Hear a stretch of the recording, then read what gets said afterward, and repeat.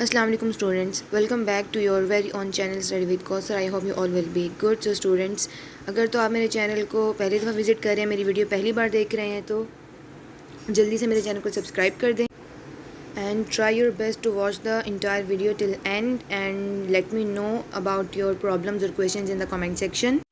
So let's get start with the video. जी तो students, ये हमारी फर्स्ट ईयर की अकाउंटिंग की प्रिंसिपल्स ऑफ अकाउंटिंग की बुक है। इसका हम चैप्टर नंबर 2 का लास्ट क्वेश्चन आज सॉल्व करेंगे। ये है जी हमारा chapter 2 transactions and accounting equation, और ये है इसकी लास्ट प्रॉब्लम नंबर 7, जिसमें वो कह रहे हैं कि mister Khurram's business position on 1 July 2015 is shown by an accounting equation given below. Each line is designated by a letter which indicates effect on the equation of a particular transaction. Describe each of the transactions.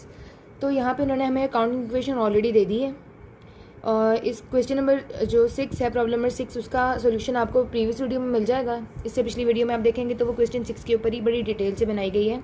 और इस question में उन्होंने कहा है कि each transaction is designated by a letter. तो ये ए है, बी है, सी है, डी है और ई है, और हमने ट्रांजैक्शंस को डिस्क्राइब करना है। मतलब यहाँ पे ट्रांजैक्शंस हो गई हैं, हमने उसको स्टेटमेंट फॉर्म में बताना है। जैसे ऊपर क्वेश्चन नंबर 6 में देखेंगे कि हमें ट्रांजैक्शंस गिवन की हुई थी, उन्होंने स्टेटमेंट्स दिए थे और हमने अकाउंटिंग इक्वेशन के अकॉर्डिंग हमने अमाउंट्स डाली थी। यहाँ पे हमें अमाउंट्स ऑलरेडी गिवन है, हमने इस फॉर्म से इस फॉर्म में अपने क्वेश्चन को लेकर जाना है।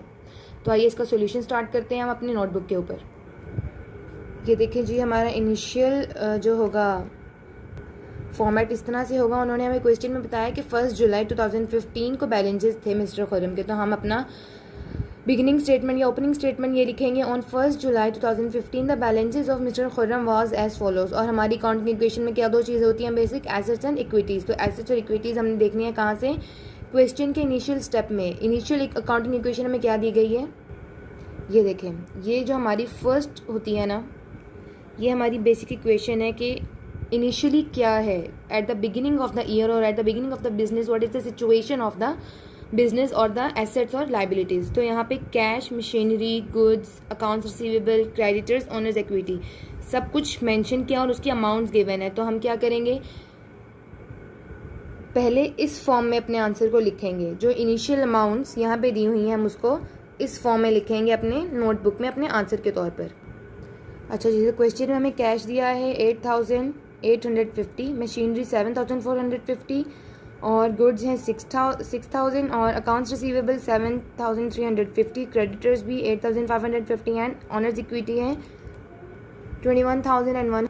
तो यही सब कुछ सेम अमाउंट्स इस तरह से उसी फॉर्मेट जो मैंने आपको दिखाया है कि जो पहले हमारे पास क्वेश्चन गिवन होता है, अब हमने अपने आंसर को उस फॉर्मेट में स्टार्ट करना है। तो हमने cash, machinery, goods, accounts receivable, all the things that comes under assets heading हमने वहाँ पे इनलिस्ट करके उसकी अमाउंट्स लिख दी as given in the initial accounting equation in the question. And same goes for the equities side, creditors on equities are copied from the book itself with the respective amounts. अच्छा, ये काम कर लेने के बाद अब आ जाते हैं ये लेटर्स जो उन्होंने डेजिग्नेटेड किए हुए हैं एक ईच ट्रांजेक्शन्स के लिए। तो ए में क्या हो रहा है, गुड्स में प्लस हो गए 3,750 और प्लस हो गए 3,750 क्रेडिटर्स में। इसका मतलब ये हुआ कि हमारे पास गुड्स ज़्यादा हुए हैं, इसका मतलब हमने गुड्स परचेज़ किए हैं। तो उसके अगेंस्ट हमारा कैश लेस नहीं हुआ, उसके अगेंस्ट क्या हुआ, हमारे लाइबिलिटी साइड पे या हमारी इक्विटी साइड पे हमारे क्रेडिटर्स बढ़ गए। इसका मतलब ये कल की वीडियो में क्वेश्चन नंबर 6 में हमने डेटर्स का कॉन्सेप्ट डिस्कस किया था कि डेटर्स क्या होते हैं। जब कोई हमसे लेगा, कोई भी चीज़ खरीदेगा, हम बिजनेस ऑनर है, हमसे कुछ भी कोई परचेज करता है उधार पे, क्रेडिट पे, तो वो हमारे अकाउंट्स रिसीवेबल में आ जाएगा या वो हमारे डेटर्स में आ जाएगा। तो उसका just opposite is the concept of creditors. जब हम किसी से कोई चीज़ लेंगे एंड वी डू नॉट पे on the same time, instead हम कहेंगे कि मैं आपको नेक्स्ट मंथ या आफ्टर 2 और 3 मंथ्स में आपको पेमेंट करूँगा, तो हम उनके डेटर्स हो जाते हैं, तो हमारे क्रेडिट्स बढ़ जाते हैं, हमारे उधार बढ़ जाते हैं जो हमने किसी के चुकाने हैं। तो यहाँ पे we have made a purchase of goods worth 3,750 rupees. तो यहाँ पे हमने इनिशियल पेमेंट नहीं की, तो instead of any effect on cash हमारा इफेक्ट आएगा क्रेडिटर्स पर, और हमने क्रेडिट परचेज की है तो हमारे क्रेडिट्स हो जाएंगे सेम अमाउंट के साथ इंक्रीज़। तो इस बात का सिंपल सा मतलब एज अ स्टेटमेंट ये निकलेगा कि we have purchased goods on credit for rupees 3,750। ये हमारी फर्स्ट ट्रांजैक्शन का स्टेटमेंट हमने बना लिया है। अब इससे नेक्स्ट स्टेटमेंट देखते हैं। अच्छा जी, नेक्स्ट के लिए हमारे पास बी है और बी में they are saying that we have an increment of 3850 rupees under cash. Cash बढ़ गया। अच्छा, तो उसके अलावा हमारे पास चेंज आया अकाउंट्स रिसीवेबल में। अकाउंट्स रिसीवेबल अभी भी मैंने रिपीट किया था वही कॉन्सेप्ट क्रेडिटर्स एंड डेटर्स का, तो उसमें अकाउंट्स रिसीवेबल भी कहा मैंने। तो अकाउंट्स रिसीवेबल में से सब्ट्रैक्ट हुआ है यहाँ पे जो बुक में शो कर रहे हैं। इसका मतलब ये कि हमारे डेटर्स में से किसी ने पे किया और हमारे पास कैश आ गया। तो इसका स्टेटमेंट हमारा कुछ यूँ बनेगा कि we have received cash rupees 3850 from debtors. तो हम इसको वी हैव नहीं लिखते हैं, ये मैं आपको समझाने के लिए बता रही हूँ। हम इन आवर अकाउंटिंग बुक्स या रिकॉर्ड्स हम लिखेंगे cash rupees 3850 received from debtors. ये हमारे ए और बी स्टेटमेंट्स कंप्लीट हो गए हैं। नेक्स्ट बारी है सी की। सी में उन्होंने हमें शो किया है बुक में कैश में से 2700 सब्ट्रैक्ट हो रहे हैं and the same is happening in owners equity. 2700 कम हो रहे हैं और कम होने की वजह ये है कि उन्होंने साथ में ड्राइंग्स मेंशन किया हुआ है। तो ये ड्राइंग्स का मतलब होता है जब भी बिजनेस ओनर अपने किसी भी पर्सनल यूज़ के लिए एनी यूज़, एनी परचेज और any payment that a business owner is making rather than business use, rather then for assets और लाइबिलिटीज़, वो कुछ भी परचेज करता है या कोई भी पेमेंट करता है तो वो ड्राइंग्स में गिना जाता है। तो यहाँ पे उन्होंने हमें कुछ भी इंक्रीज़ नहीं दिखाया। There are 2 decreases in total, one is at equities side and one is at cash side. तो इसका मतलब है उसने या तो कुछ ख़रीदा है अपने घर के लिए, either a car for personal use और अ टीवी और अ रेफ्रिजरेटर और कुछ भी ख़रीदा हो सकता है, air cooler, air conditioner, anything. तो या तो आप इसको अपनी मर्ज़ी से कोई और चीज़ लिख सकते हैं या फिर सिंपली हम लिख सकते हैं कि cash withdrawn for personal use. तो यहाँ पर हम सिंपली लिख देंगे ट्रांजैक्शन सी में, जहाँ पे हमें 2 डिक्रीज़ ही देखने को मिले हैं, one in the cash and one in the owner's equity. तो it indicates drawings. Drawings is any withdrawal of money for personal use rather than any business or transaction uses. तो यहाँ पे कैश रुपीज़ 2700 विदड्रॉन, उसने withdraw किया for personal use, यानी कि उन्होंने लिखा वैसा आपने ड्राइंग तो वो पर्सनल यूज़ हो गई।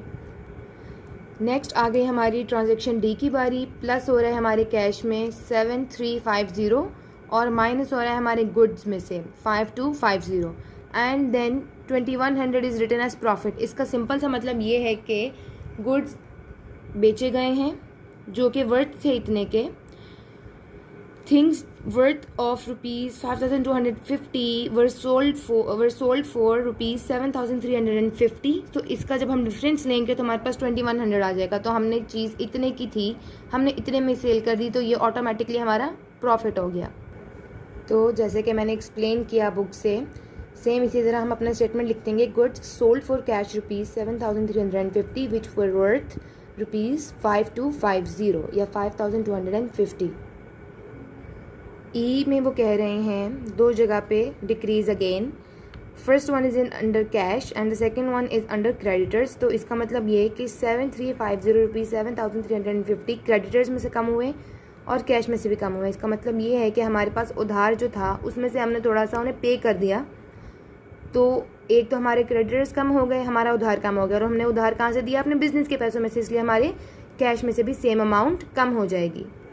इसकी हमारे पास बहुत ही सिंपल सी एंट्री आएगी जो कि पेड टू क्रेडिटर्स रुपीज़ 7350 और इसी के साथ हमारा आंसर कंप्लीट हो गया है।